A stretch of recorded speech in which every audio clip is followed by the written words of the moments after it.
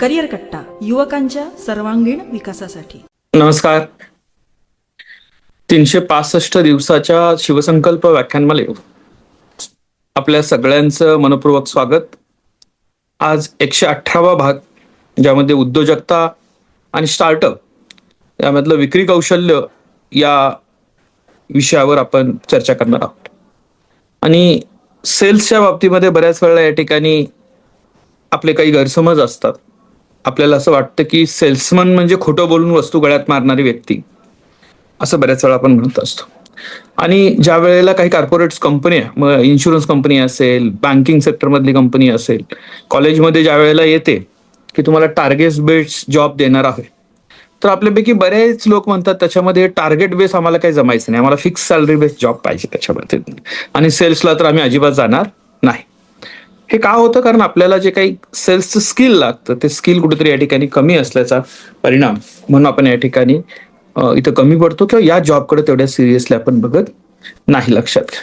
तर सेल्स म्हणजे कोणत्याही गोष्टीची फसवणूक करणं किंवा खोटी माहिती देणं असा त्याचा अर्थ अजिबात नाही. लक्षात घ्या. तर सेल्समध्ये तुम्हाला हे समजून घ्यायचं आहे की मला कोणत्या गोष्टींची माहिती कोणत्या वेळेला समोरच्या व्यक्तीला द्यायची आहे आणि त्याचा इंटरेस्ट कसा निर्माण करायचा आहे, हे सगळ्यात महत्वाचं आहे. लक्षात. एक किस्सा सांगतो, मग त्याच्यामध्ये आपण या ठिकाणी पुढे जाऊ. एका फॉरेन कंट्रीजमध्ये सेल्समनची गरज असते. त्यांनी जाहिरात दिली आणि मग जाहिरात दिल्यानंतर एक इंडियन व्यक्ती तिथं अप्लाय करते आणि त्या व्यक्तीचा पहिलाच दिवस असतो. त्यांनी सांगितलेलं असतं की बाकीचे सेल्समन जे करतायत त्याच्यात निम्म काम तर तुझं झालं पाहिजे पहिला दिवस असल्यामुळे, तर तुला कंटिन्यू करणार, नाहीतर मी पुढे तुला कंटिन्यू करणार नाही. लक्षात घ्या. आणि मग हे ज्या वेळेला ठरतं की बाबा आता मला कंटिन्यू जर करायचं असेल तर आज सेल करायला पाहिजे, मग संध्याकाळी या ठिकाणी रिपोर्टिंगची मीटिंग बसते. प्रत्येकाला विचारलं जातं की तू किती सेल केला सगळे त्याच्यामध्ये. तर प्रत्येकाची, कोणाचे 25 कस्टमर केले असतात, कोणी 50 कस्टमर केले असतात, कोणी 10 कस्टमर केलेले असतात. आणि हा इंडियन सेल्समन असतो, त्याला विचारल्यानंतर तो म्हणतो की मी एकच कस्टमर केला त्याच्यावर. आता एकच कस्टमर म्हटल्यानंतर तो चिडतो एकदम, म्हणतो त्याच्यामध्ये की एकच कस्टमर केला, त्याच्यामध्ये काय व्हॅल्यूचा केलास, तुला काय जमणार आहे की नाही, तू उद्यापासून येऊ नको त्याच्यामध्ये. मग त्याच्यानंतर समोरची जी व्यक्ती सांगते ते महत्वाचे आहे त्याच्यामध्ये. ते म्हणते की ती जी एक व्यक्ती आली होती त्या व्यक्तीला मी जे काही सेल केलेलं आहे ते सेल जर बघितला तर तुमच्या सगळ्या सेल्समननी पाठीमागच्या 10 वर्षात केलेल्या सेल्सच्या रकमेपेक्षा 5 पटीनं जास्त असणाऱ्या त्या कस्टमरला मी गोष्टी सेल केलेल्या आहे. ती सेलची रिसिट बघतो का, किती सेल झाला त्याच्या बाबतीतनं, आणि तो एकदम आश्चर्यचकित होतो की एक सेलमध्ये एवढं कसं काय विकलं तू त्याच्या बाबतीत करत असताना. आणि मग तो प्रश्न विचारतो की त्याला काय काय विकलं त्याच्यावर, तो काय घ्यायला आला होता त्याच्या बाबतीत. तर तो म्हणतोय की पहिल्यांदा मी त्याला एक मासा मारायचा गळ विकला. मग गळ विकल्यानंतर या ठिकाणी माशांसाठी फीड लागतं, ते फीड विकलं. त्याच्यानंतर मग या ठिकाणी त्याला एक बोट विकली. बोट विकल्यानंतर त्याला मी बाहेर आउटिंगला गेला तर राहायला लागतं म्हणून मी टेंट विकला. टेंट विकल्यानंतर या ठिकाणी त्याला, म्हणजे अशा 1, 2, 3, 4 वस्तू सांगत तो जातो सगळं त्याच्यामध्ये. आणि टोटल सेल्स ज्या वेळेला तो सांगतो त्यावेळेला या ठिकाणी एक गोष्ट अशी होते की तो व्यक्ती म्हणतो की तू अफलातून आहेस, तू इतका चांगला सेल केलास, एकाच व्यक्तीला एवढ्या सगळ्या गोष्टी विकल्यास त्याच्यामध्ये, पण ती व्यक्ती माशाचा गळ घ्यायला आला होता त्याला तू एवढं विकलंस. तो सांगतो ती व्यक्ती माशाचा गळ घ्यायला आलाच नव्हता. ती व्यक्ती आली होती डोकं दुखतंय म्हणून, या ठिकाणी मला एक पॅरासिटामॉल पाहिजे म्हणून आला होता. आता डोकेदुखीची गोळी घ्यायला आलेल्या व्यक्तीला त्यांनी सांगितलं की गोळी न घेण्यापेक्षा तुम्ही जर करता आउटिंगला गेलात, या ठिकाणी मासेमारी केली तर तुम्ही थोडंसं आनंदी व्हाल आणि डोकेदुखीचं विसरून जाल. इथून चालू झालेला प्रवास तो त्याला या ठिकाणी त्याच्या आउट हाऊसमध्ये पडलेले एक बोट आणि त्याचा टेंट विकेपर्यंतचा एकूण प्रवास जर बघितला तर हे काय आहे, पहिल्यांदा सेल आणि सेल नंतर अपसेलिंग जे म्हणतात त्याच्यामध्ये. ती जी काय या ठिकाणी पद्धत आहे, ही पद्धत कुठेतरी या ठिकाणी आपण तपासणं, अभ्यास करणं गरजेचं असतं. लक्षात ठेवा. म्हणजे चांगला सेल्समन कोणता असं म्हटलं जातं, त्यावेळेला या ठिकाणी उदाहरण दिलं, जो हिमालयामध्ये फ्रीज विकू शकतो तो चांगला सेल्समन. म्हणजे गरज नसणाऱ्या व्यक्तींच्या मध्ये या ठिकाणी ती गरज निर्माण करून द्यायची. असंच एक एक्झाम्पल आहे बूट तयार करणाऱ्या कंपनीच्या बाबतीमध्ये. ते एका देशामध्ये, एका राज्यामध्ये त्याचं 2 सेल्समन ते पाठवतात. निर्णय होतो त्याच्यावर तिथं की तुम्ही या राज्यामध्ये जायचं आणि तिथं आपल्या कंपनीचा सेल करायचा, कारण तिथं कुणीच बूट विकत घेत नाहीत आपलं. मग 2 जण जातात त्याच्यावर तिथनं पहिल्या सर्वेला, हा राज्याच्या एका बाजून जातो, तो दुसऱ्या बाजूने जातो राज्याच्या. आणि पहिला जो सेल्समन होता तो पोहोचतो तिथे गेल्यानंतर 2-4 दिवस या ठिकाणी सगळं ऑब्झर्व्ह करतो आणि त्याच्या असं लक्षात येतं की इथं कुणीच या ठिकाणी बूट काय चप्पल पण वापरत नाही आणि त्यामुळे इथं सेल्स करणं अवघड आहे. तो रिपोर्ट करतो त्याच्यामध्ये की मी इथं काय फार दिवस काम करू शकणार नाही, कारण इथं कुणीच बूट आणि चप्पल वापरतच नाही आहेत. तो त्यांच्या लाईफस्टाईलचा भागच नाही आहे. त्यामुळे इथं आपल्या कंपनीचा एक्सपांड होणं, स्केल होणं पॉसिबल नाही. तो रिपोर्ट पाठवतो. त्या सेम टाइमला दुसरा जो दुसऱ्या बाजूने त्या राज्यात घुसलेला असतो त्या याच्यासाठी त्याने सेम बघितलेलं असतं की लोक चप्पल वापरत नाहीत, बूट वापरत नाही, सगळं त्याच्यामध्ये. तो कंपनीला मेल पाठवतो. तो म्हणतो त्याच्यामध्ये की इथं इतका गॅप आहे की इथं अजून कुठलीच कंपनी पोहोचलेली नाही आहे. त्यामुळे तुम्ही तातडीनं मला 2 ट्रक माल पाठवून द्या, मी इथं कामाला सुरुवात करतोय. हा ॲटिट्यूड मधला फरक लक्षात या काय आहे तो. एकाने सांगितलं, एकाने तिथं समस्या बघितली की इथं प्रॉब्लेम आहे, इथं लोक वापरत नाही आहेत, त्यामुळे त्यांना आपण या ठिकाणी गोष्टी विकू शकत नाही. दुसऱ्याने सांगितले की अरे यांना अजून माहितीच नाही आहे, त्यामुळे मोठा स्केल आहे, इथं मी या ठिकाणी माझ्या गोष्टी पहिल्यांदा देऊ शकतो, कॉम्पिटिशन नंतर क्रिएट होऊ शकेल. हे लक्षात घ्या. हा जो विचार आहे, हा विचार तुमच्या प्रवृत्तीमधला विचार असणं गरजेचं आहे. ज्या वेळेला तुम्हाला तुमचं स्वप्न असेल प्रशासकीय अधिकारी बनण्याचं, उद्योजक बनण्याचं किंवा कॉर्पोरेट कंपनीमध्ये जॉब करायचं असेल. कारण सगळ्यात महत्वाचं लक्षात घ्या, तुमच्या या कॉर्पोरेट लाईफची सुरुवात कधी होणार आहे? स्वतःला विकण्यापासून होणार आहे. स्वतःला विकणं म्हणजे काय? तुमच्यामध्ये असणारं स्किल हे इंटरव्ह्यूच्या माध्यमातून समोरच्याला सांगणं. आणि तो शब्द हायरिंग. हायरिंग म्हणजे काय? की तुमचं स्किल ते विकत घेतात, तुमचा वेळ ते विकत घेतात. ते कुणाचं घेतलं जातं? ज्याच्याकडे स्वतःचं प्रेझेंटेशन चांगलं करण्याची सवय आहे, त्याचं विकत घेतलं जातं. त्यामुळं सेल्स स्किल हे असं स्किल आहे, प्रत्येकाला लागणारच आहे, लक्षात घ्या. आणि मग काय उद्योजक जे मोठे होत आहेत, उद्योजक जे पुढे जात आहेत, त्यांचे प्लस पॉईंट काय असतात, त्यांचे हर्डल्स काय असतात, ह्या सगळ्या गोष्टी बघत असताना यातली सगळ्यात चांगली स्टोरी म्हणून जर बघाल तर धीरूभाई अंबानींची स्टोरी तुम्ही बघू शकता. लक्षात घ्या, हा एक सेल्स आहे. सेल्समन म्हणून या ठिकाणी आयुष्याची सुरुवात करणारी व्यक्ती त्याच्यानंतर या ठिकाणी $200 अब्ज या ठिकाणी इंडस्ट्री पाठीमागे उभं करून निघून जातो आणि त्यांची पुढची पिढी आता या ठिकाणी पुढे ते चालवते. लक्षात त्याच्या बाबतीत सेल्समध्ये या ठिकाणी सुनीताताई नावाची एक गृहिणी पुण्यातली आहे. लक्षात, जास्त कोणाची ओळख नाही, फक्त मराठी बोलणारी. व्हॉट्सअप आणि इंस्टाग्रामच्या माध्यमातून साड्या विकायला सुरुवात केली. त्याच्यामध्ये आज दर महिन्याला 12 लाखापर्यंतचा सेल हा UK आणि USA मध्ये होतो. ऑस्ट्रेलियापर्यंत त्यांची या ठिकाणी ग्राहक आहे, पुण्यातून. लक्षात घ्या त्याच्यावरती. म्हणजे तुम्हाला या ठिकाणी ते मांडता यायला पाहिजे. लक्षात घ्या. सुप्रिया नावाची एक आमची कोल्हापूरची विद्यार्थिनी आहे. ती विद्यार्थिनीनं या ठिकाणी घरीच चालू करायचं म्हणून या ठिकाणी थोडंसं एक्झिक्युटिव्ह साड्या सगळ्यांना द्यायचा छबी नावाचा ब्रँड तिने तयार केला आणि आज तो फक्त प्रीमियम कस्टमरसाठी या ठिकाणी मेट्रो सिटीजमध्ये काही ठिकाणी या ठिकाणी तो एक्सपांड होत आहे. हे लक्षात घ्या. तुमचं प्रेझेंटेशन फार महत्वाचं आहे, कसं उभं राहता हे फार महत्वाचं आहे. आता जागतिक लेवलला सेल्स इंडस्ट्री किती आहे? तर $40 ट्रिलियन सेल्सची इंडस्ट्री आहे. लक्षात घ्या. भारतामध्ये साधारणतः 2 कोटी जॉब या ठिकाणी सेल्सचे निघतात आणि सगळ्यात जास्त हायली पेड असतात. हे लक्षात घ्या. ज्याच्याकडे आपण दुर्लक्ष करतो. तिथे तुम्हाला चांगलं स्केल पण लागेल. B2B सेल्स सर्व्हिसेससाठी या ठिकाणी 5 ते 50 लाखापर्यंतचं या ठिकाणी पॅकेज मिळतं आणि टॉप परफॉर्मन्स जो असेल तो इयरली 1 कोटी प्लस या ठिकाणी पॅकेज घेतो. हे लक्षात घ्या. चांगलं जर तुमच्याकडे स्किल असेल तर. हे लक्षात घ्या. Bill Gates, Steve Jobs, Elon Musk, Mukesh Ambani हे कोण आहेत? तर हे उद्योजक नंतर आहेत, पहिल्यांदा एक जबरदस्त सेल्समन आहेत. गरज निर्माण करणं आणि वस्तू लोकांना या ठिकाणी देणं, त्या गरजेची पूर्तता करणं हे त्यांना चांगल्या पद्धतीनं जमतं. लक्षात घ्या की 92% हायरिंग मॅनेजर्स जे आहेत ते सेल्स स्किल काय आहे याला व्हॅल्यू करतात. हे लक्षात घ्या. सेल्सचं स्किल जे आहे ते आपल्याला बघायचं पाहिजे. आता तुम्ही म्हणाल की मला सेल आवडतच नाही. मी तुम्हाला सुरुवातीला सांगितलं की तुम्ही हे दररोज करता, तुम्हाला दररोज स्वतःला प्रेझेंट करावं लागतो. तो सेल्सचाच एक भाग आहे. लक्षात घ्या. म्हणजे तुम्ही आई बाबांना कुठेतरी या ठिकाणी म्हटलं फिरायला नेऊ का, तिथं सेल आहे. सर मला असाइनमेंट सबमिट करायचे, तिथं सेल आहे. पिझ्झा खायला जाऊया, तिथं सेल आहे. दररोज तुम्ही ती डील करताय. तुम्हाला कोणीतरी या ठिकाणी ॲज अ कस्टमर ट्रीट करतंय. हे लक्षात त्याच्या बाबतीतनं. आणि स्वतः देखील तुम्ही कुठे ना कुठे प्रेझेंट करत आहात. सेल्सचा खरा अर्थ अजिबात नाही काय की मागं लागणं, गळ्यात पडणं, वस्तू गळ्यात मारणं. लक्षात.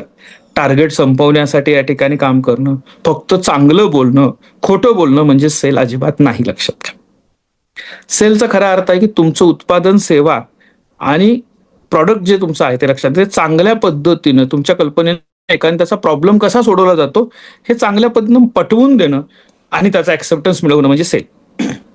समोरच्याचा प्रॉब्लेम सॉल्व्ह करण्याची कपॅसिटी आपल्या प्रॉडक्टमध्ये कशी आहे ही योग्य पद्धतीने पटवून देणं म्हणजे सेल. लक्षात घ्या. तुम्ही कधीही जर चांगल्या क्वालिटीचा सेल जर अभ्यासायचा असेल तर चांगला इन्शुरन्स एजंट बघा. मी चांगला काय म्हणतोय लक्षात घ्या.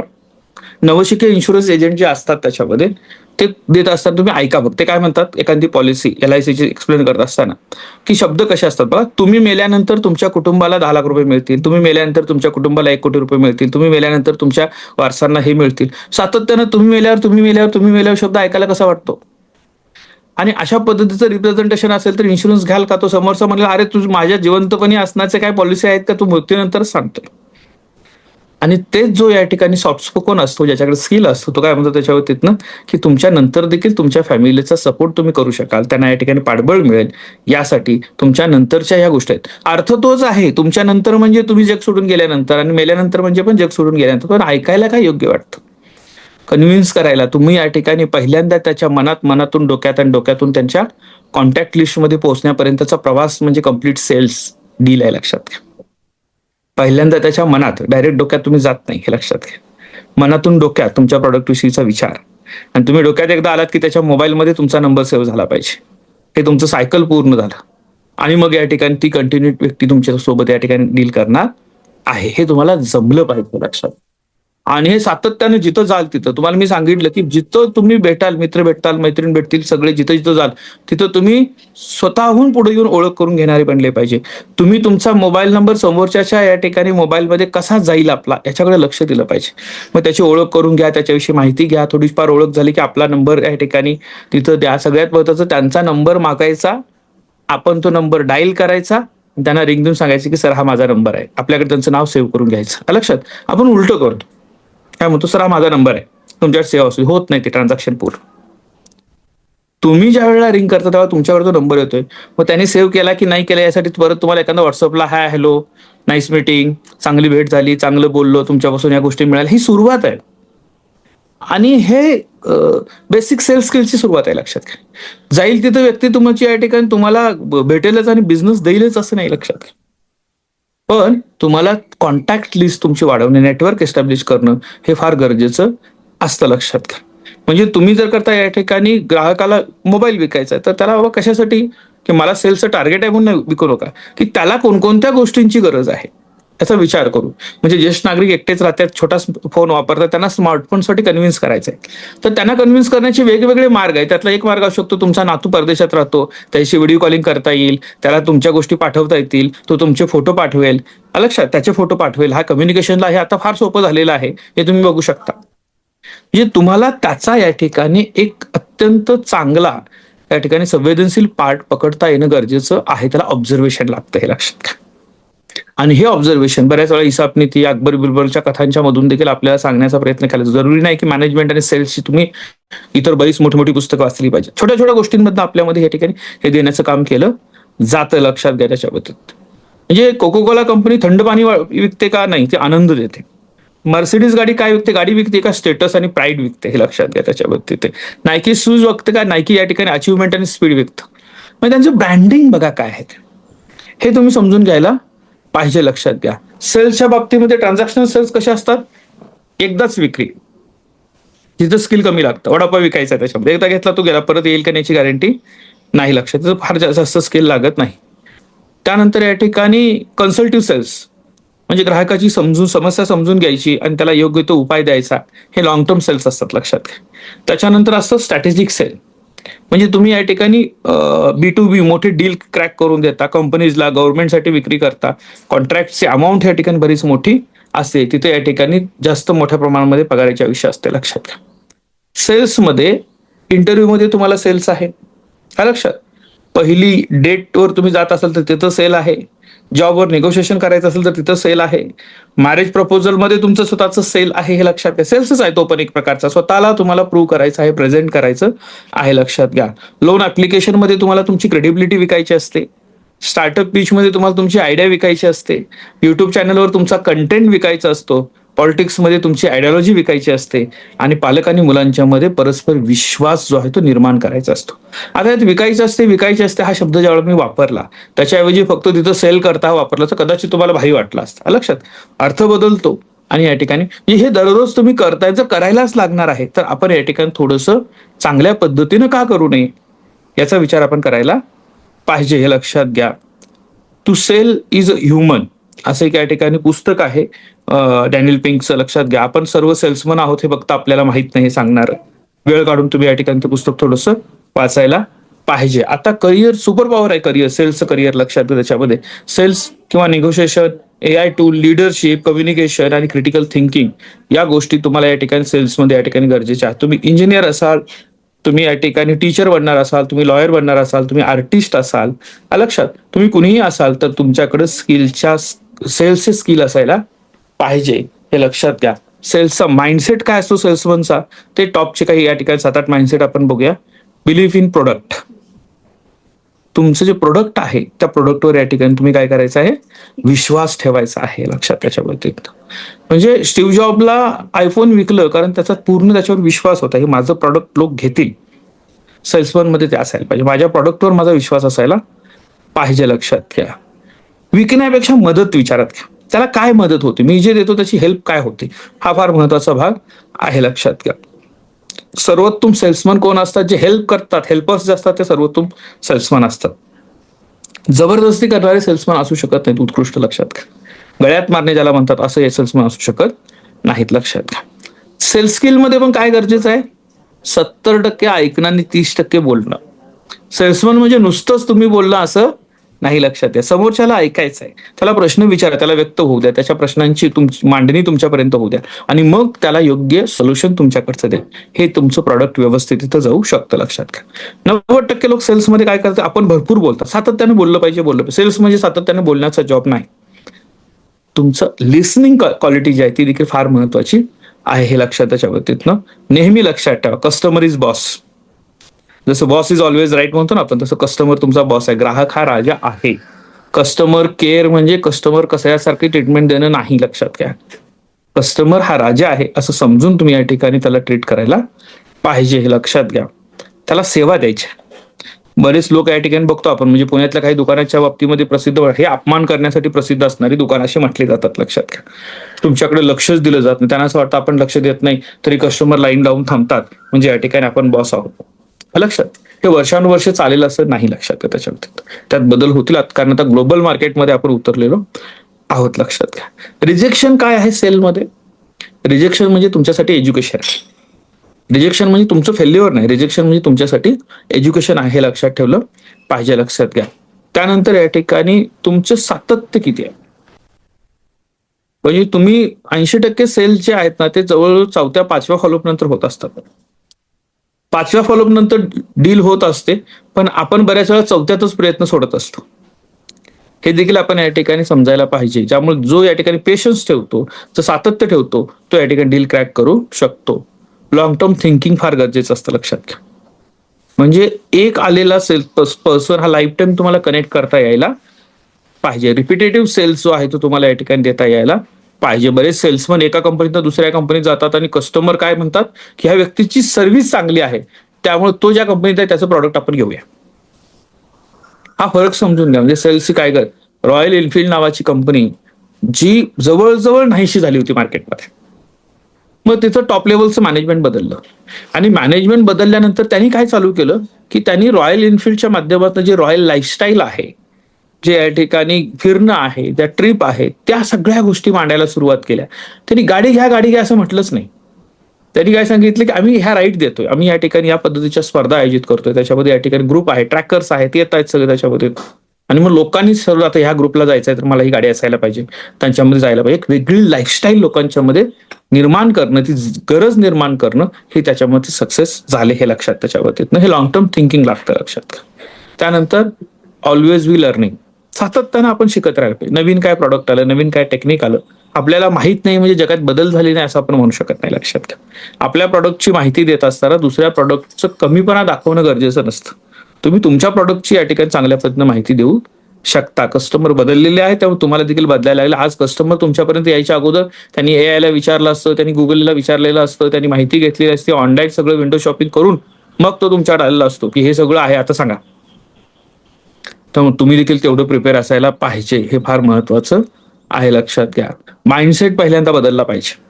सेल्सचं काम म्हणजे हलक्या दर्जाचं काम, हे जे आपण विचार करतो, मी सेल्सचं काम करणार नाही, तो सेल्सचं काम करतो मग त्याच्याकडे उपवासानं बघणं हे सोडलं पाहिजे. कारण सेल्स हा तुमच्या जीवनाचा एक अविभाज्य घटक आहे. सेल्सचं स्किल प्रत्येकाकडे असायलाच पाहिजे.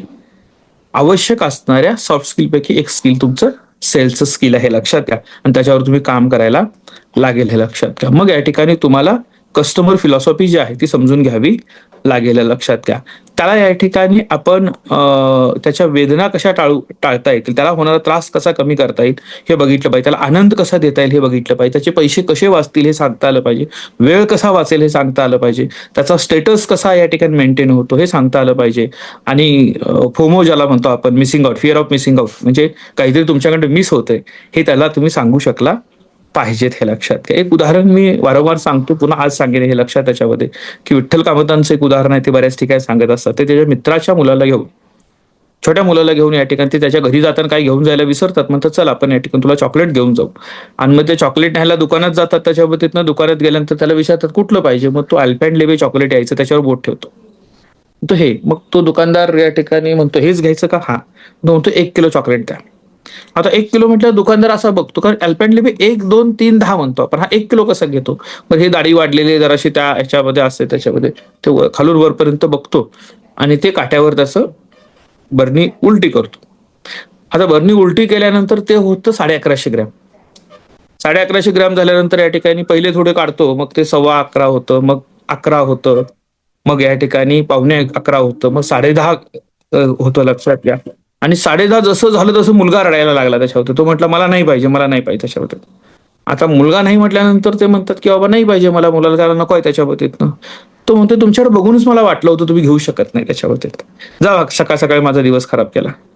ते बाहेर पडतात, पुन्हा दुसऱ्या दुकानात जातात, तिथं मुलाला विचारतात की तुला काय पाहिजे. तिथं परत तो म्हणतो अल्पेंड, अरे हेच चॉकलेट होतं नाही, मला हे पाहिजे.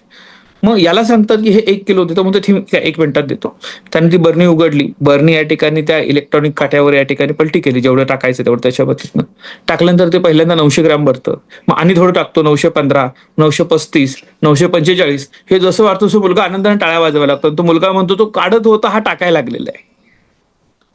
मानसिकतेचा अभ्यास लक्षात घ्या, की लहान जर का एक मूल त्यांच्यासोबत आलेलं आहे तर ते कशा लेवलला विचार करू शकते सेल्समॅनला माहित असलं पाहिजे. तर इतक्या बारकाईनं विचार तुम्ही ज्यावेळेला मॉलमध्ये जाता त्यावेळेला केलेला असतात. कॅश काउंटर पशी बघा, लक्षात घ्या, त्याच्यामध्ये लहान मुलांना आवडणारे त्यांचे खाऊ, चॉकलेट, खेळणी हे सगळी अशा लेवलला लावलेली असतात की त्यांच्या हाताला लगेच येतील, ते घेतील आणि ते या ठिकाणी हट्ट करतील आणि तुम्ही घेऊ शकाल. कॅश काउंटरच्या तिथं आल्यानंतर तुम्हाला मोठ्या किमतीच्या वस्तू दिसत नाहीत, पण छोट्या छोट्या किमतीच्या वस्तू ज्या राहिलेल्या आहेत, तुम्हाला 450 रुपये झाले आणि 50 रुपये घेऊन या ठिकाणी 500 करायचं आहे, तर हे राहिलं होतं ते इथं लक्षात आलं. मांडणी जी आहे ती मांडणी अशा पद्धतीची असते की तुमच्यामध्ये मांडणी या ठिकाणी खरेदीची इच्छा निर्माण होते, हे लक्षात घ्या. व्हिज्युअल मर्चंटाईन हा जो महत्वाचा भाग आहे तो देखील त्याचा एक अत्यंत महत्वाचं स्किल आहे, लक्षात घ्या.